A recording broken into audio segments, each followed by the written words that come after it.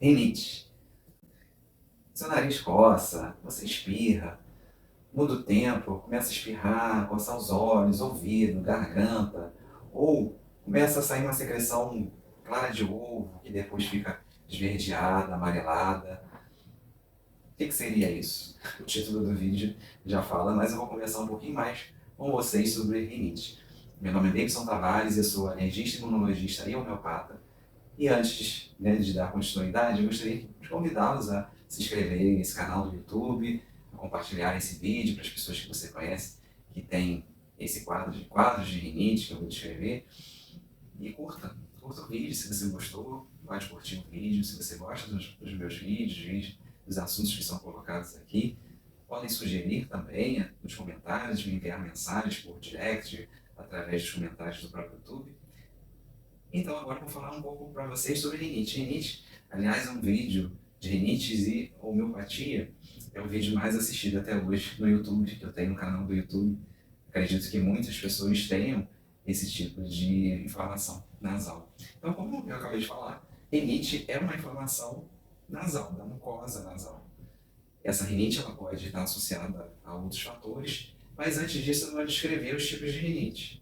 São conhecidos, isso é descrito em consenso de otorrinolaringologia, em consenso no área, descrito por vários consensos mundiais, que descrevem os tipos de rinite. Então, as rinites que são essas inflamações, a inflamação da mucosa nasal, como eu descrevi, falei anteriormente, ela pode ser ocasionada por vírus, então, rinite infecciosa, vírus, bactérias, fungos, medicamentos, uso de determinados medicamentos, principalmente aqueles medicamentos baratinhos que as pessoas costumam comprar na farmácia. Ela pode levar a rinite medicamentosa, ela altera o ciclo nasal de vasoconstricção, então, ou seja, enquanto uma pessoa que tem o nariz entupido, ela percebe, não sei se vocês já perceberam isso, uma narina fica fechada e a outra fica aberta. Quando você usa esse medicamento, que é vasoconstrictor, ele fecha, ele vai aliviar as duas narinas.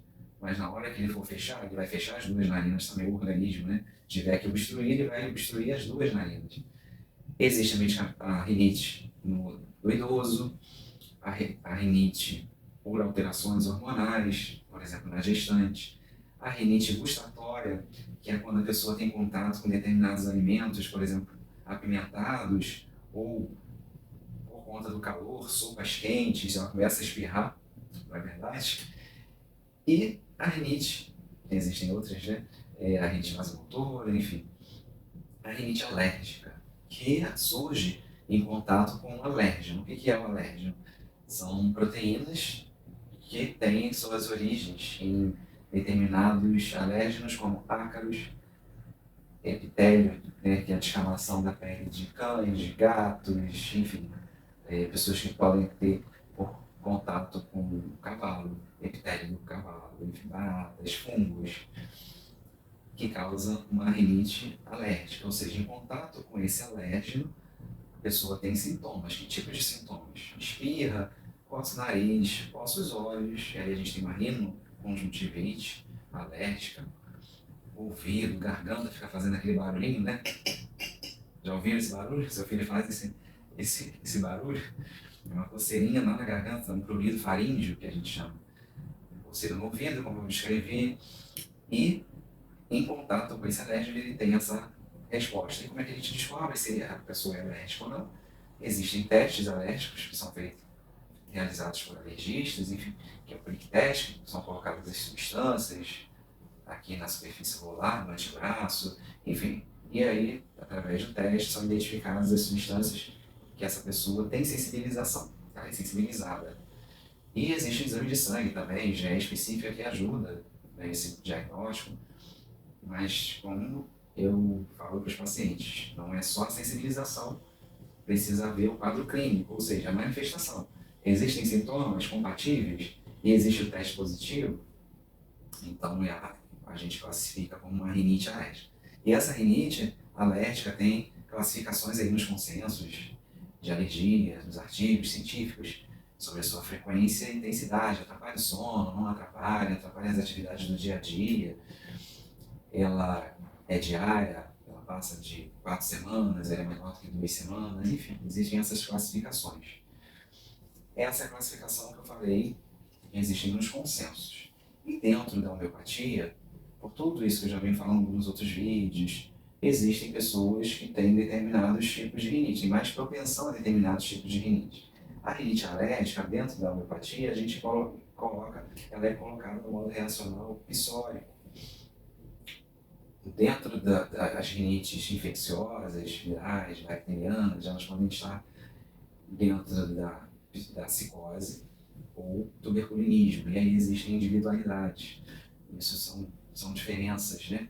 E existem alterações genites, aquelas provocadas por alterações vasculares, inflamações aí, são outros casos mais crônicos de doenças, determinadas doenças que podem estar classificadas dentro da rinite, que a gente chama sifilia. E aí dentro da individualização, dentro dessa observação, é que o indivíduo vai ser tratado. Mas essa pessoa é só o nariz dela? Você acha que você é só o seu nariz? Você é só os seus olhos? Não. Né? O nosso corpo ele se comunica, não é verdade? Então aquilo que acontece no nariz, principalmente no alérgico, vocês podem observar isso. Pessoas alérgicas têm tendência a desenvolver outros quadros alérgicos. Eles têm maiores chances, na verdade, de desenvolverem outros quadros. Por exemplo, asma, dermatite atópica. E esses quadros, essas manifestações, elas se comunicam. A gente pode observar, por exemplo, pessoas que têm dermatite atópica e têm rinite ou têm asma, quando a pele começa a piorar, entra em crise de asma. Ou o contrário, começou a crise de asma, a pele piora. Ou a rinite. A rinite não está bem, o quadro, os sintomas de rinite não estão controlados, começa a piorar a pele, começa a despertar crise de asma. Por que isso acontece? Como eu falei para vocês, o corpo ele se comunica. Aqueles soldadinhos que estão aqui no nariz, que estão entrando em contato com esses alérgenos, com os ácaros, enfim, eles vão sinalizar para os soldadinhos que estão lá no pulmão. Olha, entraram ácaros aqui pelo nariz. Os soldados do pulmão, a defesa do pulmão, ela começa a entrar em estado de alerta e ela já libera substâncias que causam inflamação nesse corpo, que vão levar ao quadro de asma, a despertar a asma, a falta de ar, a inflamação daquele pulmão. Eles também vão avisar aos soldados que estão na pele, e aí vão despertar esses soldados, esse sistema imunológico, que vai gerar inflamação na pele. Então esse corpo se comunica. Por isso que na consulta homeopática, e aí dentro da individualização, por que essa individualização? Como é que você reage diante de cada situação? E aí na avaliação a gente precisa saber como é que é o formato do seu corpo, para poder procurar classificar dentro dos tipos constitucionais, que são os biótipos, né? Carbônico, sulfúrico, fosfórico, e uma subclassificação do fluórico dentro desses outros tipos constitucionais. A idade, que a gente chama de temperamento, qual é a faixa etária, corresponde a esse tipo de manifestação para essa faixa etária. Então existe o linfático, o sanguíneo, biliar, o atrabiliar. E, além disso, as questões familiares. E dentro, né, por conta das questões familiares, por conta das doenças que podem estar sendo herdadas, que são comuns dentro da família. Histórias de hipertensão, histórias diabéticas, que estão classificadas também dentro da psora. E quadros de Alzheimer, quadros neurológicos, alguns classificados dentro do sifilinismo, por exemplo. E determinadas alergias alimentares precoces, antes dos 2 anos, com algum mês de idade, ou nascimento, por exemplo, que são classificadas dentro do tuberculinismo.